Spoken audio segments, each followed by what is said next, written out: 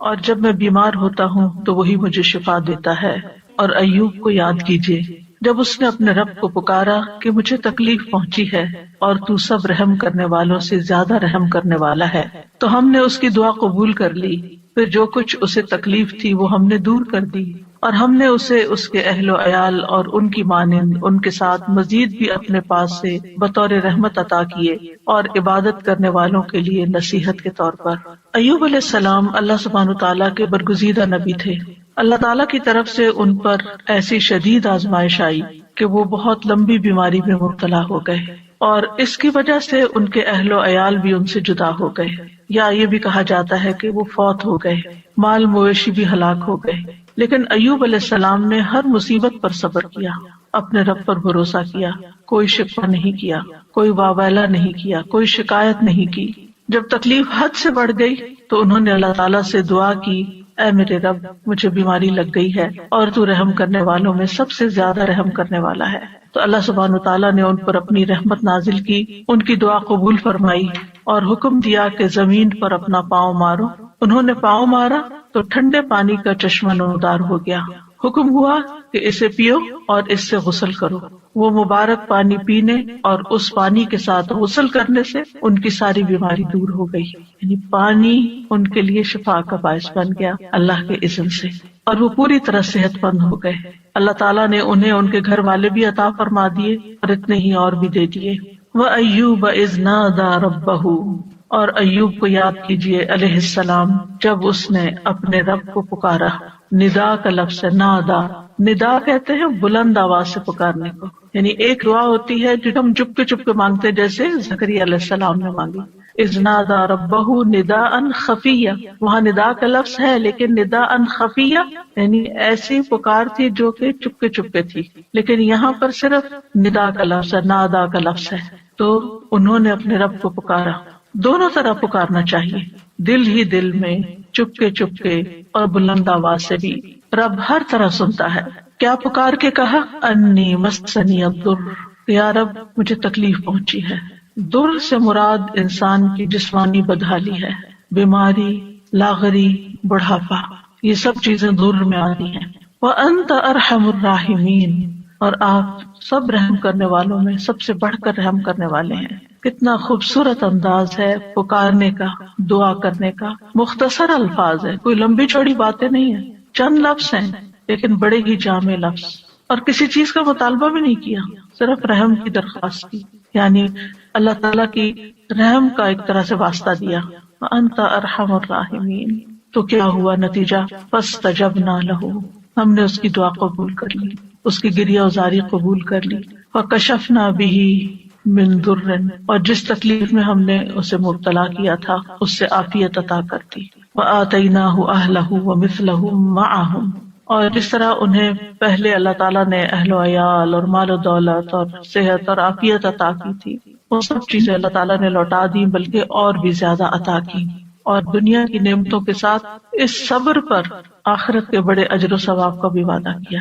اللہ تعالیٰ نے ایک دوسرے مقام پر ایوب علیہ السلام کے صبر کی تعریف کی ہے، انا وجدناہ صابرا نعم العبد انہ اواب، بے شک ہم نے اسے صابر پایا۔ اللہ نے گواہی دے دی کہ وہ صبر کرنے والے تھے۔ ہم صبر بھی کرتے تو بعض اوقات ایسی تکلیف میں ہوتے ہیں کہ سوچتے ہیں پتہ نہیں یہ بھی صبر ہے یا نہیں، یعنی ہمارا صبر بھی صبر ہے یا نہیں، اس میں بھی ڈاؤٹ ہو جاتا ہے۔ تو اللہ سبحانہ تعالیٰ نے ان کے صبر کو مان لیا کہ صابر ہیں۔ نعم العبد، کتنا اچھا بندہ۔ تو اس سے پتہ چلتا ہے کہ صبر کرنے والا، غم سے گزرنے والا جب صبر کرتا ہے تو اللہ تعالیٰ کا محبوب بن جاتا ہے، اور ساتھ ہی یقیناً وہ بہت رجوع کرنے والا تھا۔ یعنی اس کا یہ مطلب نہیں کہ پہلی دفعہ وہ دعا کر رہے تھے یا پہلی دفعہ وہ رب کی طرف انہوں نے رغبت کی تھی اتنے سال کی بیماری گزار کر، اور پہلے انہوں نے کبھی نہیں پکارا تھا۔ انہ اواب، وہ بہت زیادہ رجوع کرنے والے تھے رب کی طرف، بہت زیادہ اپنے رب کو پکارنے والے تھے۔ پھر فرمایا رحمتا من عندنا، انہوں نے ارحم الراحمین کہا تو یہاں پر اللہ تعالیٰ نے ان کو اپنی رحمت سے نوازا، رحمتا من عندنا، اپنے پاس سے رحمت عطا کی۔ اور یہ رحمت کیا تھی؟ اول شدید بیماری اور تکلیف اور آزمائش کے ساتھ ان پر رحم کیا، پھر انہیں صبر کی توفیق دے کر ان پر رحم کیا، پھر دعا قبول کر کے ان پر رحم کیا، پھر دعا قبول کرنے کے بعد صحت کے ساتھ اور مال و دولت وغیرہ لوٹایا اس کے ساتھ۔ تو یہ سب کچھ اللہ تعالیٰ کی عظیم رحمت تھی۔ رحمتم من عندنا. اور پھر آپ دیکھیں کہ اس رحمت کا ایک ظاہری مینیفیسٹیشن کیا تھا. ابو ہریرہ رضی اللہ عنہ روایت کرتے ہیں کہ نبی صلی اللہ علیہ وسلم نے فرمایا، ایک بار ایوب علیہ السلام برہنہ غسل فرما رہے تھے کہ سونے کی ٹڈیاں آپ پر گرنے لگیں، یعنی جیسے بارش ہوتی ہے. ایوب علیہ السلام انہیں اپنے کپڑے میں سمیٹنے لگے. ان کے رب نے انہیں پکارا کہ اے ایوب، کیا میں نے تمہیں اس چیز سے بے نیاز نہیں کر دیا جسے تم دیکھ رہے ہو؟ یعنی مجھے معلوم ہے کہ تمہارے دل میں اس کی کوئی لالچ نہیں، کوئی رغبت نہیں، تمہیں اس کی ضرورت نہیں، تمہارے پاس اللہ نے پہلے سے ہی بہت کچھ عطا کر دیا ہے، تو تم پھر کیوں یہ سمیٹ رہے ہو؟ ایوب علیہ السلام نے جواب دیا، ہاں تیری بزرگی کی قسم، لیکن تیری برکت سے میرے لیے بے نیازی کیسے ممکن ہے، یعنی اس سے میں بے نیاز نہیں ہو سکتا. تو بندہ مومن جو ہے وہ اللہ سبحانہ تعالیٰ سے دعا بھی کرتا ہے اور استغنا بھی برتتا ہے، دل میں لالچ بھی نہیں رکھتا، لیکن اگر اللہ تعالیٰ کی طرف سے بن مانگے اس تک کوئی نعمت پہنچتی ہے تو اس کو اللہ کی رحمت سمجھتا ہے، برکت سمجھتا ہے، اور اس سے تکبر کرتے ہوئے بے نیازی نہیں برتتا یا ایسا زہد اور ایسا تکشف ظاہر نہیں کرتا کہ لے جاؤ اس کو، اٹھا لو اس کو، مجھے نہیں چاہیے، مجھے کیا کرنا ہے، میرے پاس آلریڈی بہت کچھ ہے، ایسا رویہ اختیار نہیں کرتا. یہ بھی شکر گزاری کا ہی ایک انداز ہوتا ہے. اور ان کے دل میں یعنی ایک طرح سے یہ شکر گزاری تھی کہ یہ اللہ کی طرف سے آ رہا ہے، کیونکہ ظاہرہ کوئی انسان تو نظر نہیں آ رہا تھا جو ان پہ سونا برسا رہا، اللہ سبحانہ تعالیٰ کی طرف سے ہی آ رہا تھا، اور ان کے وہم و گمان میں بھی نہیں تھا. اور جو چیز کسی لالچ اور کسی حفظ کے بغیر انسان کے پاس آتی ہے تو اسے اللہ سبحانہ تعالیٰ کی ایک نعمت سمجھ کر شکر گزار ہونا چاہیے بندے کو. وَذِكْرَىٰ لِلْعَابِدِينَ، اور عبادت گزاروں کے لیے ایک نصیحت ہے اس واقعے میں. یعنی عموماً جو عبادت گزار لوگ ہوتے ہیں اگر ان کی دعا قبول نہ ہو تو بعض اوقات وہ مایوس ہونے لگتے ہیں، اتنی دعا کی پھر کچھ نہیں ہوا. یا پھر یہ کہ بعض اوقات عبادت کی وجہ سے شیطان دل میں ایک عجیب سا خیال ڈال دیتا ہے کہ تم تو بہت نیک ہو اور تمہارا دنیا سے کیا تعلق ہو، اور انسان صرف دنیا کو کرٹیسائز ہی کرتا رہے اور دنیا کو برا بھلا ہی کہتا رہے. تو ایسا نہیں، یعنی عبادت اور اللہ کی نعمت دونوں جمع بھی ہو سکتی ہیں، جیسے ایوب علیہ السلام پر جمع ہوئی تھی کہ وہ عبادت گزار تھے، اواب تھے، بہت زیادہ اپنے رب کو پکارتے تھے، اس کی طرف رجوع کرتے تھے. اور اواب جو ہوتا ہے صرف دعا نہیں کرتا بلکہ نماز اور دیگر نیک اعمال کے ساتھ اپنے رب کی طرف رجوع کرتا ہے. اور اس میں اگر اللہ سبحانہ تعالیٰ بندے پر اپنی رحمت فرماتا ہے، صحت دیتا ہے، طاقت دیتا ہے، تو ایسے میں وہ مزید شکر گزار ہوتا ہے. تو اس واقعے میں عبادت گزاروں کے لیے ایک نصیحت ہے کہ اگر بیماری آ جائے، اگر تکلیف آ جائے تو پھر کیا کرنا چاہیے. اگر مختلف چیزوں کے ذریعے انسان کی آزمائش ہو تو پھر کس طرح صبر کیا جائے، اللہ تعالیٰ کے سامنے کیسے فریاد پیش کی جائے، اور پھر جب اللہ تعالیٰ انعام فرمائے تو کس طرح بہیو کیا جائے. کیونکہ بعض لوگ تکلیف میں تو اللہ تعالیٰ کی طرف رغبت کرتے ہیں، لیکن جب تکلیف دور ہو جاتی ہے تو پھر کیا کرتے ہیں، بھول جاتے ہیں، اور پھر وہ اس کو اپنا کارنامہ بتانے لگتے ہیں کہ میں نے ایسا کیا اور ویسا کیا، یہ ایکسرسائز کی اور یہ دوا کھائی اور یہ طریقہ اختیار کیا تو اس وجہ سے مجھے یہ شفا ہوئی ہے، اور اللہ تعالیٰ کو اس میں سے نکال دیتے ہیں. تو بندہ مومن کسی حال میں بھی، چاہے صبر ہو یا شکر ہو، وہ دونوں کیفیات میں رب ہی کے ساتھ جڑا رہتا ہے. ایوب علیہ السلام کا واقعہ حدیث میں تھوڑی تفصیل کے ساتھ بھی آتا ہے. انس بن مالک کہتے ہیں کہ رسول اللہ صلی اللہ علیہ وسلم نے فرمایا، بے شک اللہ کے نبی ایوب علیہ السلام اپنی آزمائش میں 18 برس بیمار رہے، 1-2 دن نہیں، 18 سال. قریبی اور دور کے لوگوں نے انہیں چھوڑ دیا، ساتھیوں نے چھوڑ دیا. البتہ ان کے بھائیوں میں سے یعنی دینی بھائیوں میں سے 2 آدمی صبح و شام ان کے پاس آتے جاتے رہے. تو ایک دن ایک اپنے دوسرے ساتھی کو کہنے لگا، کیا تو جانتا ہے اللہ کی قسم ایوب نے کوئی ایسا گناہ کیا ہے جو جہان والوں میں سے کسی نے نہیں کیا؟ اس پر اس کے ساتھی نے کہا، وہ کون سا؟ اس نے کہا، دیکھو 18 سال ہو چکے ہیں، اللہ نے اس پر رحم نہیں کیا کہ اس کی آزمائش اس سے ہٹا دے. کیونکہ بعض اوقات عبادت گزاروں کی جب آزمائش لمبی ہو جاتی ہے تو لوگ باتیں بنانا شروع کر دیتے کہ یہ تو بہت دین والے ہیں، اور یہ تو قرآن والے ہیں، اور یہ تو بہت نمازی ہیں، اور حج عمرے کرتے ہیں، اور پھر دیکھو ان کے ساتھ کیا ہو رہا ہے. تو ان کے اوپر بھی اسی طرح کی بات ہوئی. جب وہ شام کو ایوب علیہ السلام کے پاس آئے تو ایک نے بے صبری میں وہ بات ذکر کر دی کہ وہ کوئی یہ کہہ رہا تھا تمہارے بارے میں. تو ایوب علیہ السلام نے ان کا الزام سن کر کہا، جو کچھ تم کہہ رہے ہو اس طرح کی کوئی بات میرے علم میں تو نہیں ہے. اب ریاکشن دیکھے. ہاں اتنا ضرور ہے کہ اللہ تعالیٰ جانتا ہے کہ 2 آدمیوں کے پاس سے میرا گزر ہوتا تھا جو آپس میں جھگڑ رہے ہوتے تھے، وہ دونوں ہی اللہ کا نام لیتے تھے، پھر میں اپنے گھر واپس آتا اور ان دونوں کی طرف سے کفارہ ادا کرتا. اور اس بات کو ناپسند کرتا کہ وہ ناحق اللہ کا نام لے رہے ہیں. یعنی یہ مجھے اچھا نہیں لگتا تھا کہ وہ اللہ کا نام لے کے لڑ رہے ہیں، تو میں ان کی بخشش کے لیے صدقہ کر دیتا تھا کہ ان کی پکڑ نہ ہو اس پر. یعنی ایسے نیک انسان.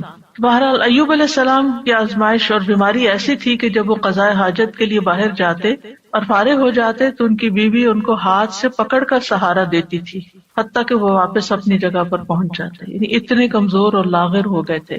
ایک دن وہ لیٹ ہو گئے اور ان کی بیوی ان کے انتظار میں رہی، اور اللہ نے ایوب کی طرف وحی کی، ارکز برجلک، یعنی باہر ہی گئے ہوئے تھے تو وہیں پر ارکز برجلک ھذا مغتسل بارد وشراب، اپنا پاؤں مارو، یہ نہانے کا ٹھنڈا اور پینے کا پانی ہے. ادھر ان کی بیوی سمجھ رہی تھی کہ وہ دیر کر رہے ہیں، یعنی اپنی حاجت سے فارغ ہونے دیر ہو رہی ہے، اور وہ ذرا ہٹ کے کھڑی ہوں گی اور انتظار کر رہی تھی. جب وہ واپس پلٹے تو اللہ نے ان کی تمام بیماریاں دور کر دی، اور وہ بہت حسین لگ رہے تھے. جب ان کی بیوی نے ان کو دیکھا تو پہچان نہ سکی. پوچھا اللہ تمہیں برکت دے، کیا تم نے اللہ کے نبی جو بیمار ہیں انہیں دیکھا؟ اللہ کی قسم جب وہ صحت مند تھے تو تم سے سب سے زیادہ مشابہت رکھتے تھے. تو انہوں نے کہا میں وہی ایوب ہوں. یعنی اتنی دیر میں ہی تکلیف دور ہو گئی. اور کس سے؟ پانی سے. ایوب علیہ السلام کے 2 کھلیان تھے، ایک گندم کا تھا اور ایک جو کا. اللہ نے اس پر 2 بادل بھیجے. ایک بادل گندم والے کھلیان پر آ کر سونا برسانے لگا حتیٰ کہ وہ سونا بہنے لگا، اور دوسرا جو کے کھلیان پہ آ کے چاندی برسانے لگا یہاں تک کہ چاندی بہنے لگی. اس طرح اللہ نے ان کو مال بھی دیا اور دولت کثیر بھی دی، یعنی ان کی نعمتیں پہلے سے بھی زیادہ ہو گئی. اگرچہ 18 سال کی آزمائش تھی. اس دوران وہ اللہ کے نبی بھی رہے. یعنی اللہ تعالیٰ نے اس بیماری کے باوجود ان سے ان کی ذمہ داری نہیں لی بلکہ اس کو ادا کرتے رہے. اور ایک وفادار بیوی تھی اور 2 دینی ساتھی تھے جو آتے جاتے تھے، باقی سب چھوڑ گئے تھے. چونکہ اس کے آخر میں آیا ہے کہ ذکر للعابدین، اس کہانی میں، اس واقعے میں عبادت گزاروں کے لیے، نیک لوگوں کے لیے ایک بڑی نصیحت ہے کہ اگر تکلیف آئے اور آزمائش آئے تو پھر کرتے کیا ہیں. اس سے یہ بھی پتہ چلتا ہے کہ آزمائش نبی اور غیر نبی دونوں پر آ سکتی، کیونکہ ہمارے ذہن میں یہ خیال ہوتا ہے کہ جو نیک لوگ ہیں ان پر آزمائش نہیں آ سکتی. نہیں، سب پر آ سکتی. انبیاء بھی آزمائے جاتے ہیں، بلکہ انبیاء کی آزمائش زیادہ ہوتی ہے، اور پھر جو ان سے قریب تر ہوتے ہیں، یعنی جتنے جتنے نیک ہوتے ہیں اس کے مطابق. اور پھر یہ ہے کہ جب تکلیف آئے تو واویلا کرنے کی بجائے انسان کو صبر سے کام لینا چاہیے. اور پھر یہ کہ اللہ تعالیٰ دعا قبول کرتا ہے جب انسان اللہ کے خوبصورت ناموں یا صفات کے ساتھ گریہ وزاری کرتا ہے.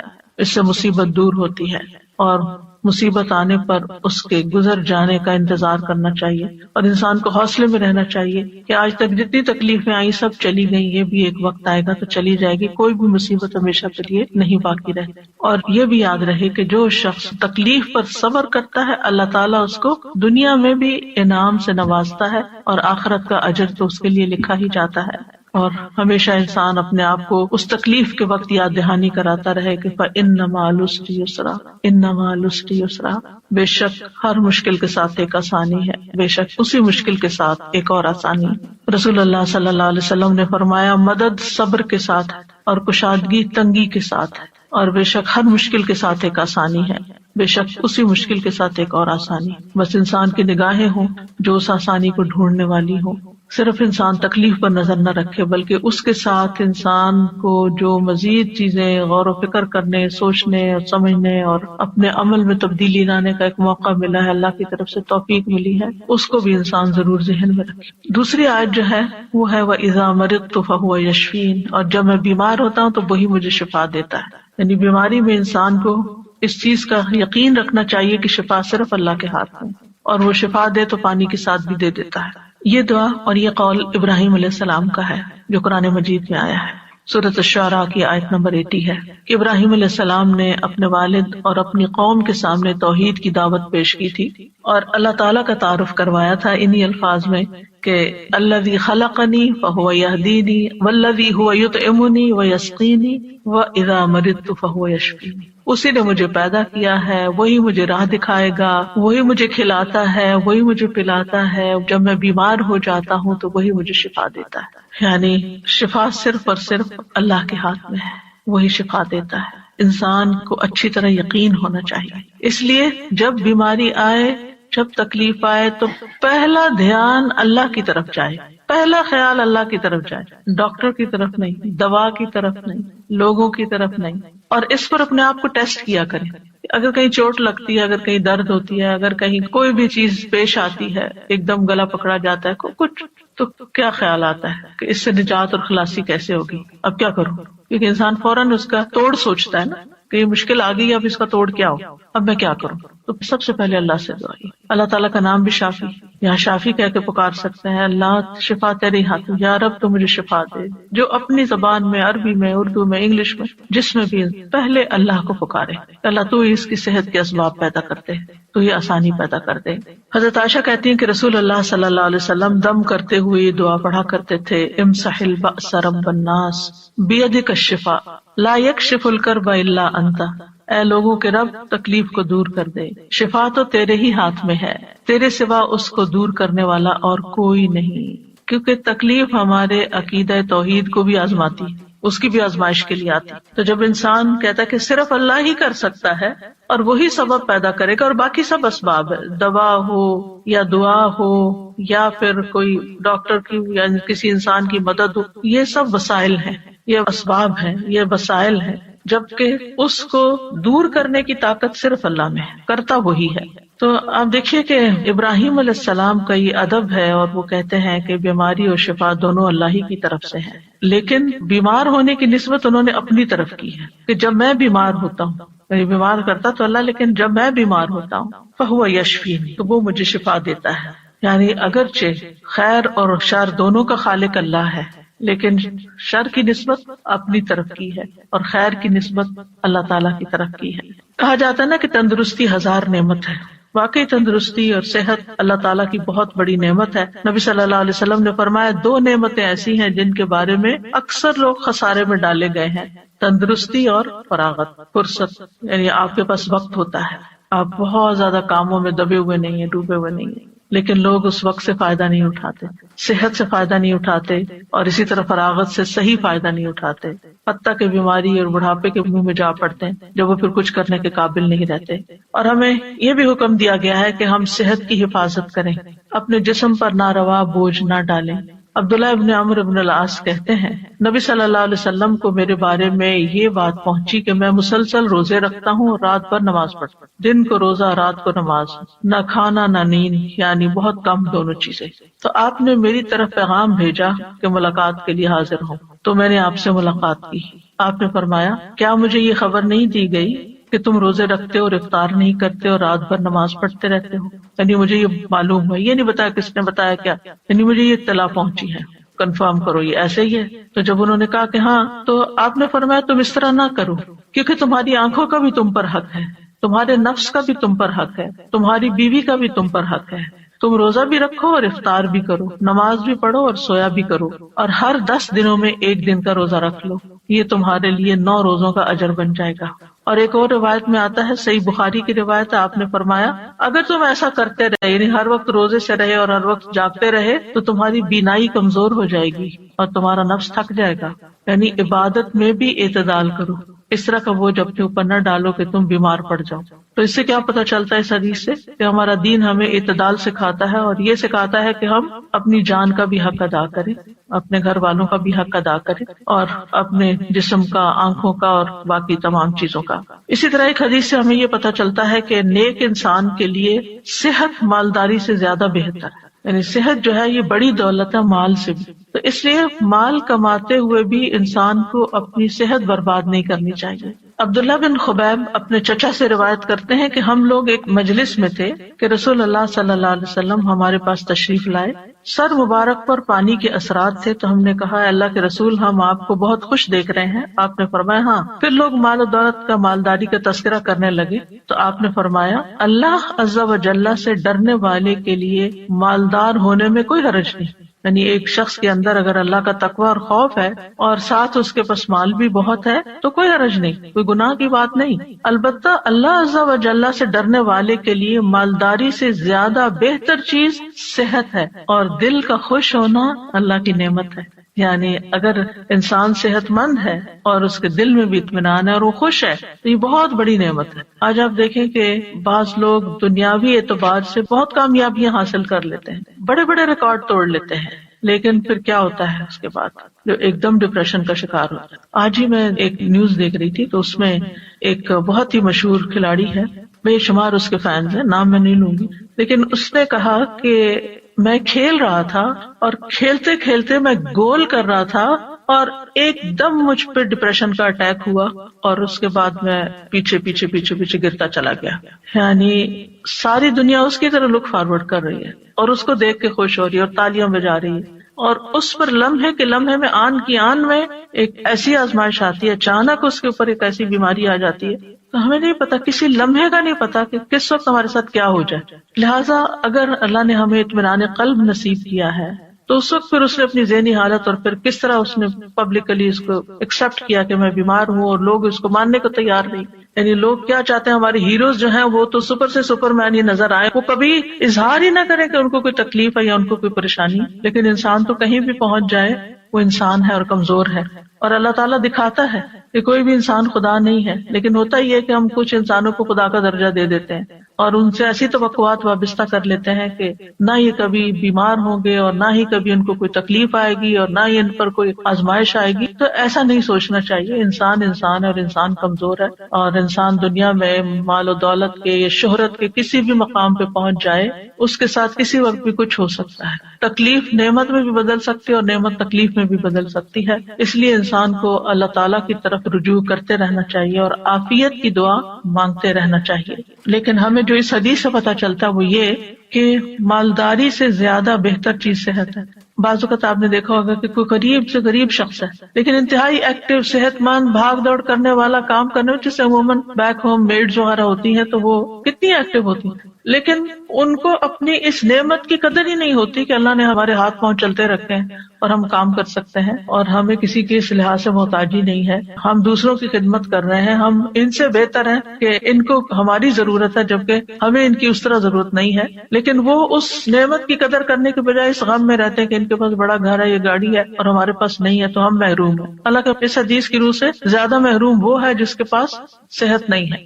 نبی صلی اللہ علیہ وسلم نے فرمایا، جس شخص نے اس حالت میں صبح کی کہ اسے اپنے بارے میں امن ہو، کوئی خوف نہیں، وہ بدن کے لحاظ سے تندرست ہو اور اس کے پاس اس دن کے لیے روزی موجود ہو، صرف اس ون سنگل ڈے کے لیے کھانے پینے کا سامان ہے، گویا ساری دنیا اس کے لیے جمع کر دی گئی. اگر انسان ان نعمتوں پہ سوچے اور شکر ادا کرے. رسول اللہ صلی اللہ علیہ وسلم نے فرمایا، اللہ سے عافیت کا سوال کیا کرو کیونکہ کسی انسان کو عافیت سے بڑھ کر کوئی چیز نہیں دی گئی. معاذ بن رفاع اپنے والد سے روایت کرتے ہیں کہ ابو بکر صدیق رضی اللہ تعالی عنہ ممبر پر کھڑے ہوئے پھر رو دیے. فرمایا، گزشتہ سال رسول اللہ صلی اللہ علیہ وسلم ممبر پر کھڑے ہوئے، یہ کہہ کر ابو بکر پھر رو پڑے اور فرمایا، اللہ سے معافی اور عافیت کا سوال کرو کیونکہ یقین کے بعد عافیت سے بڑھ کر کوئی نعمت کسی کو نہیں دی گئی. اسی طرح نبی صلی اللہ علیہ وسلم نے ایک شخص کو نصیحت کرتے ہوئے فرمایا کہ 5 چیزوں کو 5 چیزوں سے قبل غنیمت سمجھو، جوانی کو بڑھاپے سے پہلے، صحت کو بیماری سے پہلے، مالداری کو فقیری سے پہلے، فراغت کو اپنی مصروفیت سے پہلے، زندگی کو موت سے پہلے. اسی طرح آپ نے ایک موقع پر ابن عمر سے فرمایا، جب تم صبح کرو تو اپنے دل میں شام ہونے کا نہ سوچو، شام کا انتظار نہیں کرو، شام ہو تو صبح ہونے کا نہ سوچو. یعنی جو وقت ہے اس میں جیو، اس کی قدر کرو، اس وقت سے فائدہ اٹھاؤ، اس میں اچھا کام کر لو. یہ نہ سوچو اچھا صبح ہوگی تو پھر کر لیں گے، اگر اس وقت ہے تو پھر اس وقت وہ کام کر لو، کیونکہ عبداللہ تم نہیں جانتے کل تمہارا نام کیا ہوگا، یعنی مردوں میں ہوگے یا زندوں میں ہوگے.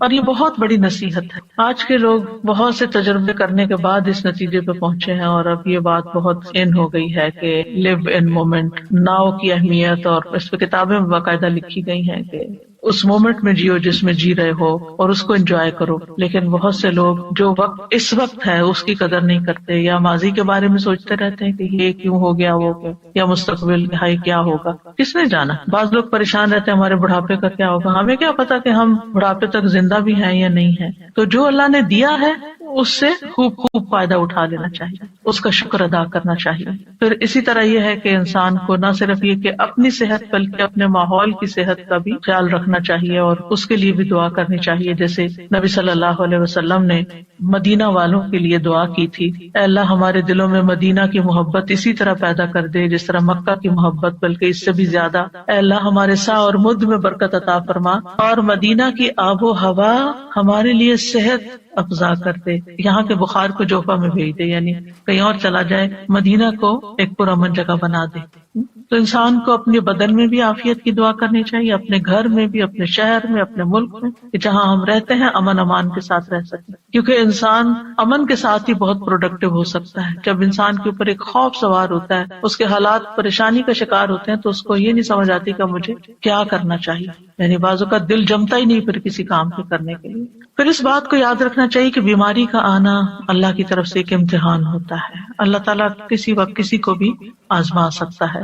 وَلَنَبْلُوَنَّكُمْ بِشَيْءٍ مِّنَ الْخَوْفِ وَالْجُوعِ وَنَقْصٍ مِّنَ الْأَمْوَالِ وَالْأَنفُسِ وَالثَّمَرَاتِ وَبَشِّرِ الصَّابِرِينَ، ہم ضرور تمہیں خوف، فاقے، نیز جان و مال اور پھلوں کے خسارے میں مبتلا کر کے تمہاری آزمائش کریں گے۔ تو اس میں جان جو ہے اس کی آزمائش میں صحت کی آزمائش بھی شامل ہے، یعنی جان جانے کے علاوہ دنیا میں رہتے ہوئے انسان بیمار رہے۔ پھر یاد رکھیے کہ تکلیف اور بیماری انبیاء کو بھی آ سکتی، جیسے ہم نے ایوب علیہ السلام کے بارے میں پڑھا کہ 18 سال بیمار رہے، اور اسی طرح رسول اللہ صلی اللہ علیہ وسلم کو بھی کئی دفعہ بخار آیا۔ ابو سعید کہتے ہیں کہ وہ رسول اللہ صلی اللہ علیہ وسلم کے پاس آئے، آپ بخار میں مبتلا تھے، آپ پر چادر تھی، انہوں نے اپنا ہاتھ چادر پہ رکھا، کہا کہ اللہ کے رسول آپ کا بخار بہت سخت ہے۔ آپ نے فرمایا بے شک ہمارا حال اسی طرح ہوتا ہے، ہم پر آزمائش سخت ہوتی ہے اور ہمیں اجر بھی دگنا دیا جاتا ہے۔ یعنی ایک عام بندہ جس چیز سے آزمایا جاتا ہے، ایک دین والا اور پھر خاص طور پہ نبی، اس سے بڑی آزمائش میں مبتلا کیا جاتا ہے، کیونکہ جس کا درجہ جتنا بلند ہوتا ہے اس کی آزمائش بھی اتنی بڑی ہوتی ہے۔ انہوں نے پوچھا اللہ کے رسول صلی اللہ علیہ وسلم لوگوں میں آزمائش کے لحاظ سے سخت کون ہوتا ہے؟ آپ نے فرمایا انبیاء۔ کہا پھر کون؟ فرمایا علماء۔ کہا پھر کون؟ فرمایا نیک لوگ۔ یعنی جیسے جیسے آپ کے درجے ہوں گے اسی حساب سے آزمائش ہوگی۔ اس لیے اگر کسی کے اوپر کوئی تکلیف بڑی آ جاتی ہے تو وہ تب بھی اللہ سے اچھا گمان رکھے کہ اگر اللہ نے مجھے دوسروں کے مقابلے میں زیادہ آزما لیا تو اس کا مطلب یہ ہے کہ اللہ تعالیٰ کی مجھ پہ نظر کرم ہے۔ اور فرمایا کہ ان میں سے کسی کو جوؤں سے آزمایا جاتا، یہاں تک کہ وہ اسے قتل کر دیتے، یعنی اتنی جوئیں پڑتی اور وہ صاف ہوتی ہی نہیں، نکالتے ہوں گے پھر اور پڑ جاتی، پھر اور پڑ جاتی، خون ہی چوس جاتی ہوں گی۔ اور ان میں سے کسی کو فقر کے ساتھ آزمایا جاتا، یہاں تک کہ وہ چھوٹی سی قمیص کے سوا کچھ نہ پاتا، چنانچہ وہ اسے ہی پہن لیتا۔ اور ان میں سے کچھ آزمائش پر بہت خوش ہوتے ہیں بنسبت اس شخص کے جو کچھ دیے جانے پہ خوش ہوتے ہیں۔ یعنی اللہ کے نیک بندوں کی ایک پہچان یہ بھی ہے کہ جب ان پر کوئی تکلیف آتی ہے تو پریشان ہونے کی بجائے وہ اللہ سے راضی ہو جاتے ہیں کہ اللہ نے مجھے اس کے لیے چنا، مجھے اس قابل سمجھا تو اس لیے مجھ پر یہ امتحان ڈالا۔ یعنی عافیت تو مانگنی چاہیے، لیکن مانگنے کے باوجود اگر اللہ تعالیٰ آزما لیتا ہے تو ناراضگی کی کوئی گنجائش نہیں۔ مثلاً ایک انسان نیک کام کر رہا ہوتا ہے لیکن ابھی اس کا وہ درجہ نہیں اونچا گیا، وہ گراف ابھی نیچے ہی ہے، کہ یکایک ایسی مصیبت آتی ہے کہ جس پہ صبر کی وجہ سے وہ اعلیٰ ترین درجے پہ پہنچ جاتا ہے، اور اگر وہ صبر نہیں کرتا تو پہلے سے بھی نیچے آ جاتا ہے۔ انبیاء کو 2 آدمیوں کے برابر بخار ہوتا ہے۔ پھر آپ دیکھیے کہ مسلمان کو جب کوئی کانٹا بھی چبھتا ہے تو پھر اس کے ذریعے اللہ تعالیٰ اس کے گناہوں کو ایسے دور کرتا ہے جیسے سوکھے درخت سے پتے جھڑ کے اس کو صاف کر دیتے ہیں۔ مریض کے لیے خوشخبریاں بھی ہیں، اب اپنی کوئی نہ کوئی بیماری تکلیف یاد کر لی، کیونکہ آج کل تو ہر شخص کسی نہ کسی بیماری میں کہیں نہ کہیں مبتلا رہتا ہی ہے، اور وہ بہت بودر بھی کرتی ہے بعض اوقات کہ کب میری جان چھوٹے گی اس سے، اور یہ کیوں ہے، اور مجھے اتنی دوا کھانی پڑتی ہے، اور باقی لوگ بغیر دواؤں کے بھاگے دوڑے پھرتے ہیں۔ تو انسان بلا وجہ اپنے اوپر ایک شیطانی وسوسوں کی وجہ سے بوجھ محسوس کرنے لگتا ہے، لیکن یاد رکھیے کہ اللہ تعالیٰ جس کے ساتھ بھلائی کا ارادہ کرتا ہے اس کو مصیبت میں مبتلا کر دیتا ہے۔ یہ صحیح بخاری کی روایت ہے، من یرد اللہ بہ خیرا یصب منہ، کیونکہ اس تکلیف اور اس آزمائش اور اس سپن کے اندر سے گزر کے بندہ نکھر جاتا ہے یا پھر پلٹ جاتا ہے۔ تو یہ جو نکھار ہے نا، اور یہ چمکاؤ جو ہے انسان کے دل کے اندر اور انسان کی پرسنالٹی میں، یہ مشکل سے گزر کر ہی آتا ہے۔ ام سلمہ کہتی ہیں کہ میں نے رسول اللہ صلی اللہ علیہ وسلم کو فرماتے ہوئے سنا، جب اللہ بندے کو کسی مصیبت کے ساتھ آزماتا ہے اور وہ اپنی حالت اور کیفیت کی بنا پر اسے ناپسند کرتا ہے تو اللہ تعالیٰ اس تکلیف کو اس کے گناہوں کا کفارہ اور اسے پاک کرنے کا سبب بنا دیتا ہے، جب تک کہ وہ لاحق ہونے والی تکلیف کو اللہ کے علاوہ کسی اور در پر پیش نہیں کرتا، یعنی اسے دور کرنے کے لیے غیر اللہ کو نہیں پکارتا، اللہ ہی کو پکارتا، اللہ ہی سے دعائیں مانگتا ہے۔ تو مومن کو تو ایک کانٹا بھی چپ جائے تو اس پر بھی اللہ سبحانہ وتعالیٰ اس کا گناہ معاف کر دیتا ہے۔ ابو سعید کہتے ہیں کہ آدمی نے رسول اللہ صلی اللہ علیہ وسلم سے پوچھا کہ ہمیں جو بیماریاں لگتی ہیں یہ بتائیے کہ ان پر ہمارے لیے کیا ہے، آپ نے فرمایا یہ بیماریاں گناہوں کا کفارہ بن جاتی ہیں. ابی ابن کعب نے عرض کیا اگرچہ بیماری چھوٹی ہو, آپ نے فرمایا اگرچہ ایک کانٹا ہی چپ جائے یا اس سے بھی کم. بعض اوقات آپ نے دیکھا ہوگا کہ آپ گارڈننگ کر رہے ہوتے ہیں یا پھول توڑنے لگتے ہیں, کوئی سبزی توڑنے لگتے ہیں, تو آپ کے ہاتھ میں چھوٹا سا نظر نہ آنے والا چھوٹا سا کانٹا چپ جاتا ہے. اب وہ نظر بھی نہیں آتا, لیکن اس کی چبھن اور اس کی بودریشن اور اس کی تکلیف ایسی ہوتی ہے کہ انسان کسی پل اس کو بھولتا نہیں, یعنی اسے بے چین رکھتا ہے. وہ اس پر بھی اجر ہے, لیکن اس وقت اجر بھول جاتا ہے, بس تکلیف ہی یاد رہتی, اور اس کے بدلے اللہ تعالیٰ انسان کے درجات بلند کر دیتا ہے. سادہ جی مجھے خیال آیا کہ اجر کے لیے شاید ہم اتنے حریص نہیں ہیں, ہم اس کو اتنا اس طرح مٹیریلائز کر کے نہیں دیکھتے. جیسے کانٹے چبھنے اور اس کی بات کی نا آپ نے, مجھے خیال آیا کچھ لوگ اپنی مالی مجبوری کی وجہ سے جا کے بلڈ اپنا بیچتے ہیں, یعنی پنچ کرا کے بلڈ نکلواتے ہیں, کوئی ویکنس ہوتی ہوگی یا کوئی آرگن بیچ دیتے ہیں, کوئی اس طرح کا چیز ہوتی ہے, تو وہ ان کے سامنے وہ مالی فائدہ ہوتا ہے جسے وہ ان کو زیادہ چاہیے ہوتا ہے, تو وہ اپنے جسم کا ایک حصہ یا جسم کا خون بیچ دیتے ہیں. لیکن انسان کے اوپر اچانک سے کوئی آزمائش آ جاتی ہے تو اس وقت وہ چیز نظر نہیں آ رہی ہوتی نا کہ اس کے بدلے اجر ملنے والا کیا ہے. جیسے پڑھا بھی ہے, حدیث میں بھی ہے, یقین بھی ہے, لیکن شاید ہماری وہ لیول آف ہرس نہیں ہے کہ ہم پھر اس پہ اس وقت صبر کر جائیں. اصل میں جب آخرت کو سامنے رکھ کے انسان جیتا ہے نا تو چیزیں اور طرح نظر آتی ہیں, پھر ہر چیز کے بارے میں انسان مختلف طریقے سے سوچتا ہے, نگاہ ہی بدل جاتی ہے. وہ آزمائشوں کو مختلف طرح دیکھتا ہے, وہ نعمتوں کو مختلف طرح دیکھتا ہے, وہ مال کو کسی اور طرح دیکھتا ہے, وہ زندگی کے منصوبے کسی اور طرح بناتا ہے, اس کی پلاننگ کچھ اور ہوتی ہے, پورا پرسپیکٹو چینج ہو جاتا ہے. سادہ جی ہم نے اکثر دیکھا ہے جب ہم مریض کے پاس ہوتے ہیں اور ہم کس قسم کی باتیں کر رہے ہوتے ہیں, کئی لوگوں کو تو مریض کی عیادت کے آداب بھی نہیں آتے اور الٹا ان کو وہ ڈی موٹیویٹ کر کے اٹھتے ہیں کئی مرتبہ.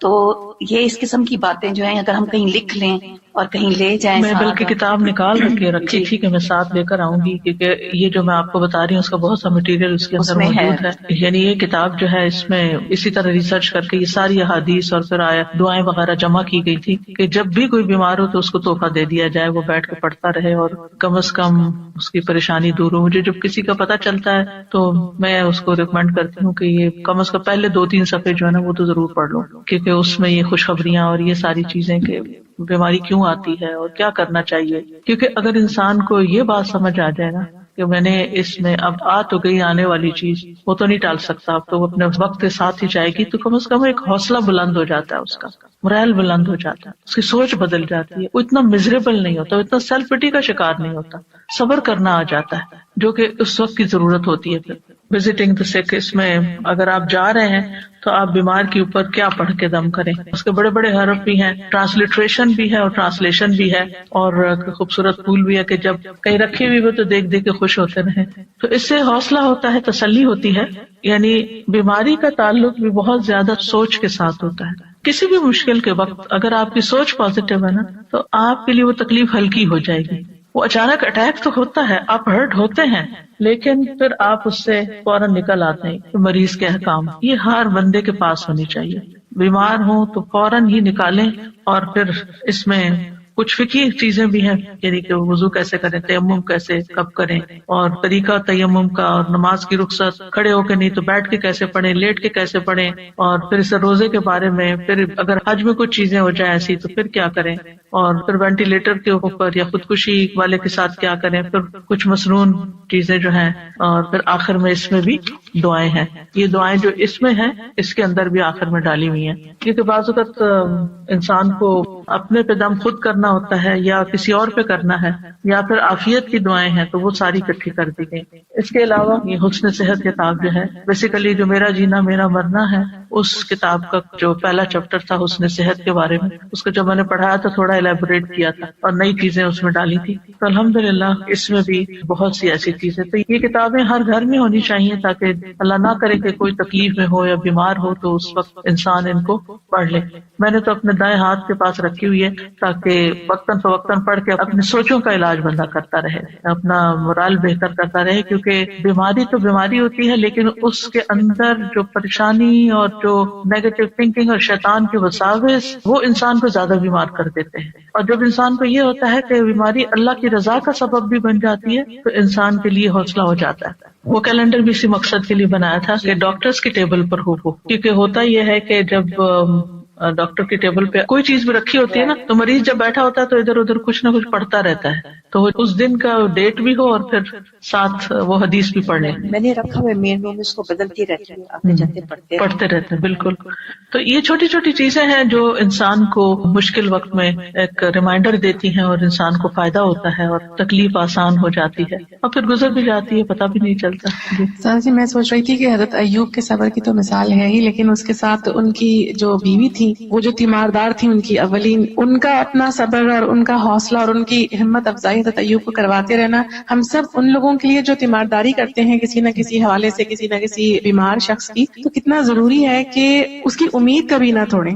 मैं एक मोटिवेशनल स्पीकर का एक छोटा सा क्लिप था, वो सुन रही थी, वो डॉक्टर भी हैं, तो वो बता रहे थे कि एक बहुत ही सीवियर किस्म का कैंसर का पेशेंट था, जिसको मल्टीपल कैंसर्स होते गए और वो बार बार अपने डॉक्टर से ये पूछता था कि मैं कब तक सर्वाइव करूंगा, मैं और कितना जी सकता हूँ। तो हर बार उसको ये कहते कि कोई नहीं, आप बिल्कुल ठीक हो जाएंगे, कोई मसला नहीं है, आपको बीमारी आपकी दूर हो जाएगी। और वो ठीक हो जाता था, उसका वो कैंसर दूर हो जाता था। लेकिन एक वक्त ऐसा आया कि जब वो डॉक्टर जो थे उनके मुंह से बस अब ये निकल गया कि बस अब आप दुआ कीजिए, अब हम कुछ नहीं कर सकते, यानी उसकी उम्मीद खत्म हो गई। और वो उसकी उम्मीद का खत्म होना था कि वो खुद भी खत्म हो गया फिर। तो वाकई ये उम्मीद और हौसला दिलाते रहना बहुत बड़ी चीज होती है। और फिर ये कि मरीज के जो लवाहिकीन होते हैं उनको भी हौसला दिलाना। मुझे याद है कि मेरी वालदा हॉस्पिटल में डेथ बेड पे थी और उनके टेस्ट भी हो रहे थे, तो एक यंग डॉक्टर, मुझे याद है कि वो आया और उसने सारी रीडिंग्स देखी और हम लोग बैठे हुए थे, तो वो कहता है ये भी ठीक है, इनका ये भी ठीक है, ये भी ठीक है, ये भी ठीक है, आप बिल्कुल फिक्र नहीं करें। हालांकि मुझे नजर आ रहा था कि वो सर्वाइव नहीं कर रही, लेकिन मुझे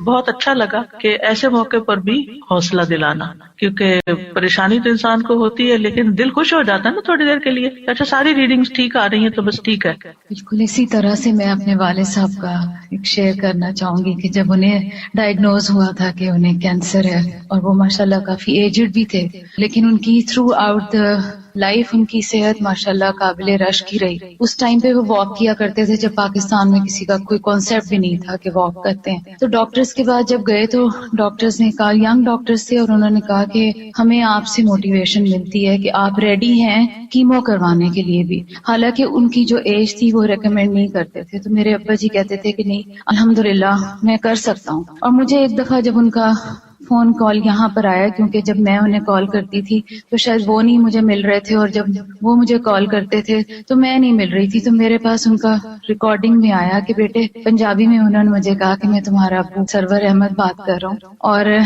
तुम मेरे लिए परेशान ना होना, मैं अल्लाह की रजा पे राजी हूँ और मैं सारी जिंदगी बहुत अच्छी गुजरी अल्हम्दुलिल्लाह और मुझे कोई शिकवा किसी से नहीं, तो मैं फेस करूंगा इसको।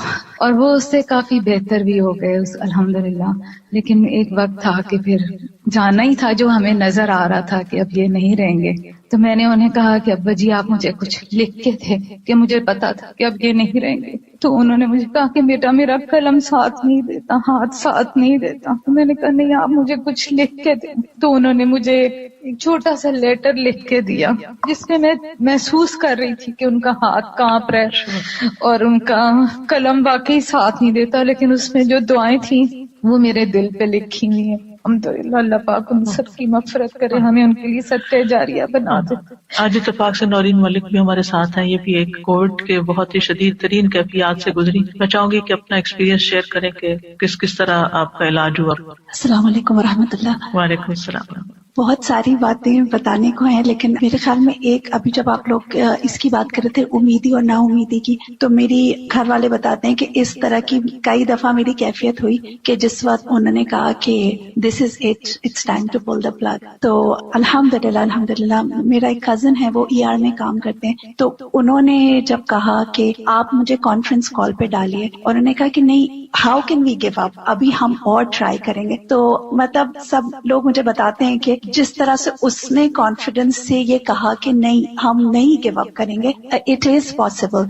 हालांकि वो जो टीम थी उन्होंने पूरे घर वालों को बुला लिया था और उन्होंने कहा था कि आपको जिसको बुलाना है, जिसको करना है आप बुला लीजिए, अब there is nothing more that we can do. तो ये मेरा ये वाला जो कजन था, इसने कहा नहीं how can you just give up like that, हम अल्लाह ताला से उम्मीद करते हैं और हम अभी भी कोई ना कोई तो हल ढूंढेंगे। तो मेरे ख्याल में जो ये सारी बात हो रही है ना कि द पॉजिटिविटी, एक पर्सन की पॉजिटिविटी कि नहीं अल्लाह पे پہ توکل کر کے ہم کچھ نہ کچھ تو ڈھونڈیں گے, ہم اپنی طرف سے چھوڑ نہیں دیں گے. آپ اس دن بتا رہی تھی کہ پتہ نہیں کتنا عرصہ آپ کو ایک سائڈ پہ رکھا تھا. اچھا, اس طرح سے تھا کہ مجھے میرا ہارٹ اور لنگ دونوں ہی کام کرنا بند ہو گیا تھا. تو ایک ایکمو مشین ہے جس پہ ہارٹ اور لنگ دونوں, وہ مشین میرے لیے کام کر رہی تھی. تو ایسا تھا کہ اس میں چونکہ میں خود نہیں موو کر سکتی تھی تو ان کو کروٹ بدلنا ضروری ہوتا تھا. لیکن ایسا تھا کہ جب وہ میری کروٹ بدلتے تھے تو میرے سارے وائٹل ایک دم سے گر جاتے تھے. تو وہ اس وجہ سے it was impossible for them to change my کروٹ. تو وہ ایک ہی سائڈ پہ زیادہ رہے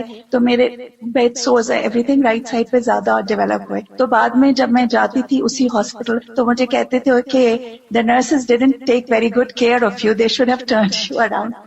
بتا رہی تھی نا باقی سارے زخم ٹھیک ہو گئے, سر کا ابھی بھی کچھ باقی ہے. جی تو وہ ہے کچھ چیزیں. اب جیسے میرے خیال میں یہ ضرور کہوں گی کہ اتنی ساری چیزیں میرے ساتھ اتنی زیادہ میراکولس ہوئی ہیں کہ گنتی ہی نہیں کر سکتی میں. ایک ایگزامپل میں یہ دے دیتی ہوں کہ جب میں ٹھیک ہو گئی تھی, میں پہلی اپنی پلمونالوجسٹ کے پاس وزٹ کے لیے گئی تھی تو اس نے مجھے میرا اگست کا لنگ ایکس رے دکھایا تو وہ پورا وائٹ تھا, پورا وائٹ یعنی پورا ڈیزیزڈ ہو چکا تھا. اور اتنا سے ایک پینی سائزڈ حصہ تھا جو رہ گیا تھا, تو یعنی پورا ڈسٹریکٹ ہو چکا تھا. اور میرے اندر لنگز میں ایئر ببلز تھے. تو وہ بہت پریشان تھے اس بات سے کہ یہ ببلز برسٹ اگر ہو گئے تو کیا ہوگا. جب 2 مہینے کے بعد اپنا نیکسٹ اسکین کیا انہوں نے تو شی واز امیزڈ, کہنے لگی کہ یہ خود سے ریزالو ہو گئے, ہمیں نہیں پتا. It was always an option کہ وہ کہتے تھے کہ آپ تھوڑا سا بہتر ہو جائیں گے تو ہمیں سرجیکلی انٹروین کرنا پڑے گا, یا تو لنگ ٹرانسپلانٹ کرنا پڑے گا, یا ہم پوری سرجری کی ٹیم بٹھائیں گے کہ ہم کس طرح سے ان کو ریزالو کریں. تو جب اس نے 2 مہینے بعد میرا اسکین دیکھا اس نے کہا اٹس انبلیویبل, اور مجھ سے پوچھ رہی تھی, کہنے لگی تمہیں احساس نہیں ہو رہا تھا کہ جب تمہارے لنگ پہ پریشر کم یا زیادہ ہو رہا ہے؟ تو میں نے کہا نہیں, it was just a miracle. اسی طرح ایک انہوں نے مجھے چیسٹ ٹیوب ڈالی ہوئی تھی, and for the longest time وہ صبح میں پوری ٹیم ہوتی تھی, وہ جو میرے سامنے ڈسکشن کر رہی ہوتی تھی وہ کہتے ہوتے تھے اگر ہم نے یہ ٹیوب نکال دی تو یہ کولیپس ہو جائے گی. اور وہ فیصلہ نہیں کر پا رہے تھے کہ اس ٹیوب کو ہم کیسے نکالیں, کیا کریں. تو 3-4 ہفتے تک میں ایک آئی سی یو میں, پھر دوسرے اس میں, پھر تیسرے, انٹل کہ انہوں نے مجھے وارڈ میں شفٹ کر دیا without taking out the tube. اور انہوں نے کہا کہ ہم نہیں انٹروین کر سکتے, we are too scared. And سبحان اللہ, it was such a miracle کہ جس دن انہوں نے مجھے موو کیا میں وارڈ میں پہنچی تو جو میری نرس تھی وہ آئی مجھے دوا دینے کے لیے, تو اس نے یوں جھک کے نیچے دیکھا اور اس نے کہا تمہاری چیسٹ ٹیوب یہ ہے, زمین پہ رکھی ہوئی ہے. تو کہنے لگی how did it come out? تو میں نے کہا فرشتوں نے نکالا مجھے. تو مطلب یعنی کہ وہ ڈاکٹرز نہیں فیصلہ کر پا رہے تھے کہ ہم کیسے کریں, اینڈ وہ جسٹ لٹرلی میراکولسلی وہ ڈراپڈ آؤٹ. انہوں نے فوراً سرجری کی ٹیم بتائی سب کچھ. وہ مجھ سے پوچھے تھے یہ کیسے ہوا, میں نے کہا آپ بتائیں کیسے ہوا. اٹ واز سرجیکلی سوچرڈ ان, مطلب وہ سلی ہوئی تھی اندر. دیر واز نو وے کہ کوئی ہیومن بھی اس کو ایسے کھینچ کے نکال دے. لیکن جب انہوں نے مجھے شفٹ کیا تو وہ ٹیوب خود سے زمین پہ تھی. I mean it was one of those things کہ وہ فیصلہ ہی نہیں کر پا رہے تھے اگر ہم نے کیا تو اس کے ساتھ کیا ہوگا. تو وہ میں یہی کہہ اللہ تعالیٰ نے زندگی لکھی ہو تو پھر جی شفا اللہ دیتا ہے. جی بالکل. اس طرح کی چھوٹی چھوٹی بہت ساری باتیں میرے بیک پہ نہ موو کرنے کی وجہ سے اتنا یعنی 6 inches wide 6 inches deep 6 inches اندر ٹنل کیا ہوا اتنا بڑا زخم تھا جس کی وجہ سے میں ہل نہیں سکتی تھی. میں جب ڈاکٹر سے پوچھتی تھی یہ کتنے دن میں ہیل ہوگا تو مجھے کبھی کوئی ٹائم لائن نہیں دیتے تھے. وہ ہمیشہ کہتے تھے یہ جب ہوگا تو ہوگا. اینڈ جب میں ریہیب میں تھی اور نرسز میری ڈریسنگ چینج کرتی تھی with in a period of 2 weeks 6 inches سے وہ 2 inches ہو گیا. اور وہ دیکھتے تھے اور وہ کہتے تھے we have never seen this kind of healing. آپ کرتی کیا تھی, کون سی دعائیں پڑھتی تھی؟ دعاؤں پہ میں یہ ابھی آپ جب حضرت ایوب کی دعا بتا رہی تھی تو میں یہ بات بہت سوچ رہی تھی کہ جب بھی میں پہلے اپنی زندگی میں یہ والی دعا دیکھتی تھی نا اللہم انی مسنی الضر, تو میں ہمیشہ یہ سوچتی تھی کہ یہ دعا کیسے ہو سکتی ہے کہ اللہ تعالیٰ سے آپ کہہ رہے ہیں کہ مجھے تکلیف ہوئی ہے. لیکن جب میری آنکھ کھلی تو میں پھر نہیں سکتی تھی, موو نہیں کر سکتی تھی, اتنی ساری ٹیوبس تھی. the only دعا that I could make was اللہم انی مسنی الضر, کہ مجھے تکلیف ہے, مجھے یہ نہیں پتا تھا میں کس چیز کے لیے دعا مانگوں, آنکھیں ٹھیک ہو جائے, ہاتھ ٹھیک ہو جائے, کیونکہ I couldn't move, I couldn't speak. مجھے پہلی دفعہ احساس ہوا کہ جو لوگ بات نہیں کر سکتے ہیں ان کو کتنی بے چارگی کا احساس ہوتا ہے, کیونکہ I couldn't talk. اور وہ یہ بھی نہیں ان کو سمجھ آ رہی تھی کہ یہ بولے گی تو کیسے ہم کیا کریں کہ یہ بولنا شروع ہو جائے. مینی تھنگس, مطلب تو مجھے وہ احساس ہوا کہ جو لوگ ہاتھ نہ ہلا سکتے ہوں ان کو کیسا لگتا ہوگا. اللہ تعالیٰ نے ہمیں کتنی نعمتیں دی ہیں. میں ہاتھ اٹھا کے پانی نہیں پی سکتی تھی, میں ان کو اشارے سے کہتی تھی کہ مجھے پانی دے دیں, تو ان کو سمجھ نہیں آتی تھی. پھر وہ کسی طرح پانی کا گلاس قریب آیا تو میں اٹھا نہیں سکتی تھی, اٹھایا منہ میں ڈالا تو میں سوالو نہیں کر سکتی تھی. تو آئی واز جسٹ تھنکنگ کہ ایک پانی کا گلاس پینا ہم کتنا نارملی اٹھایا اور پی لیا, لیکن آپ اٹھا نہ سکیں, منہ تک لے جا نہ سکیں, اس کو ڈال نہ سکیں, اور منہ میں چلا بھی گیا تو پھر اس کو سوالو نہ کر سکیں. ایک ایکٹ میں اللہ تعالیٰ کی کتنی رحمتیں ہیں اور نعمتیں ہیں, ہم کتنی دفعہ الحمدللہ کہیں. الحمدللہ, مطلب I mean I have a list of جو miracles ہیں. میرے خیال میں اس میں یہ ضرور کہوں گی کہ میں لوگوں کو یہ کہتی ہوں کہ میں تو معجزہ ہوں دعاؤں کا, لیکن جن لوگوں نے میرے لیے دعا کی ہے انہوں نے کتنی تڑپ کے مانگی تھی کہ اللہ تعالیٰ نے سب کی دعا میرے لیے قبول کی ہے. الحمدللہ. جزاک اللہ خیر. سعید کہتے ہیں کہ میں سلمان کے ساتھ کندہ میں ایک مریض کی عیادت کے لیے گیا. جب وہ مریض کے پاس آئے تو انہوں نے کہا خوش ہو جاؤ. اب اگر ہم کسی مریض کو کہیں خوش ہو جاؤ تو وہ آگے سے شاید مائنڈ ہی کر جائے, لیکن ساتھ ہی انہوں نے یہ کہا کہ بے شک مومن کے مرض کو اللہ تعالیٰ کفارے اور اپنی رضا کا سبب بنا دیتے ہیں, اور فاجر کا مرض ایسا ہے جیسے کہ اونٹ کہ اس کے مالک نے اسے باندھ دیا, اس کے بعد چھوڑ دیا اور اسے خبر نہیں کہ کیوں باندھا اور کیوں کھولا, کیوں ہنکا دیا. پھر اسی طرح آگ کے عذاب کا بدل بننے کے لیے بھی بیماری آتی ہے, یعنی آخرت کے عذاب سے بچاؤ کے لیے. ابو ہریرہ سے روایت ہے کہ رسول اللہ صلی اللہ علیہ وسلم ایک مریض کی تیمارداری کے لیے تشریف لے گئے جسے بخار تھا. میں بھی آپ کے ساتھ تھا. آپ نے اسے فرمایا خوش ہو جاؤ, بے شک اللہ تعالیٰ فرماتے ہیں یہ بخار میری آگ ہے جسے میں اپنے بندے پر دنیا میں مسلط کر دیتا ہوں تاکہ اس کی آخرت والی آگ کے عذاب کا بدل بن جائے. اس لیے بخار کو کبھی برا بھلا نہیں کہنا چاہیے, نہیں, دنیا کا بخار آخرت کے عذاب سے بچاؤ کا ذریعہ بن جاتا ہے. پھر اسی طرح عام دنوں میں انسان جو نیک عمل کرتا رہتا ہے, بیماری میں اگر نہیں کر سکتا تو وہ اس کے لکھے جاتے ہیں. نبی صلی اللہ علیہ وسلم نے فرمایا دن بھر کا کوئی عمل ایسا نہیں جس پر مہر نہ لگائی جاتی ہو. چنانچہ جب مسلمان بیمار ہوتا ہے تو فرشتے عرض کرتے ہیں اے اللہ, اے ہمارے رب, تو نے فلاں بندے کو روک دیا, یعنی اب وہ یہ نہیں کر سکتا جو پہلے ہر روز کرتا تھا. رب عز و جل فرماتا ہے کہ اس کے تندرست ہونے تک جیسے وہ اعمال کرتا ہے ان کی مہر لگاتے جاؤ, یا یہ کہ وہ فوت ہو جائے تو پھر اور بات ہے. یعنی بیماری میں ان سارے اعمال کو اس کے لیے مہر لگاتے جاؤ, یعنی انہی اعمال کو ریپلیکیٹ کرتے جاؤ کہ گویا کہ وہ کر رہا ہے. رسول اللہ صلی اللہ علیہ وسلم نے فرمایا جب کوئی بندہ بیمار ہوتا ہے یا سفر میں جاتا ہے تو اس کے وہ تمام عمل لکھ دیے جاتے ہیں جو وہ حالت قیام اور زمانے تندرستی میں کیا کرتا تھا. اور دنیا میں جن پہ تکلیف آتی ہے اگر وہ صبر کرے تو قیامت کے دن ان کو ملنے والے اجر کو دیکھ کر لوگ تمنا کریں گے کاش ہماری جلدیں کینچیوں سے کاٹ دی جاتی. پھر اسی طرح بعض بیماریوں میں جب لوگ فوت ہو جاتے ہیں تو شہادت کا ثواب ملتا ہے. رسول اللہ صلی اللہ علیہ وسلم نے فرمایا فی سبیل اللہ مارے جانے کے علاوہ 7 طرح کی شہادت اور ہے. ایک وہ جو طاعون کی بیماری میں مرے, دوسرے جو پانی میں ڈوب کر مرے, تیسرے جو ذات الجم جیسے پھیپھڑوں کی بیماری اس میں مرے, چوتھا پیٹ کی بیماری میں مرنے والا, پانچواں جل کر مرنے والا, چھٹا چھت یا دیوار کے نیچے دب کے مرنے والا, ساتویں وہ عورت جو حاملہ ہو اور مر جائے. یہ سب شہید کہلائیں گے, یہ سب بھی شہادتیں ہیں. پھر اللہ کے اذن سے بیماری جو ہے وہ جنت میں داخلے کا ذریعہ بھی بنتی ہے. اور اس میں وہ خاتون جس کو مرگی کا دورہ پڑتا تھا اور اس نے دعا کے لیے کہا تو آپ نے فرمایا اگر تم چاہو تو صبر کرو, تمہارے لیے جنت ہے, اور چاہو تو میں تمہارے لیے دعا کر دوں کہ اللہ تمہیں صحت اور عافیت دے دے. تو اس نے کہا کہ میں صبر کروں گی لیکن میرا سطر کھل جاتا ہے, تو آپ دعا کریں کہ میں جب بے ہوش ہوں تو پھر میرا سطر نہ کھلے. تو آپ نے اس کے لیے دعا کر. آج کے لیے اتنا ہی کافی ہے, انشاءاللہ تعالی باقی کل سیکھو کنٹینیو کریں گے.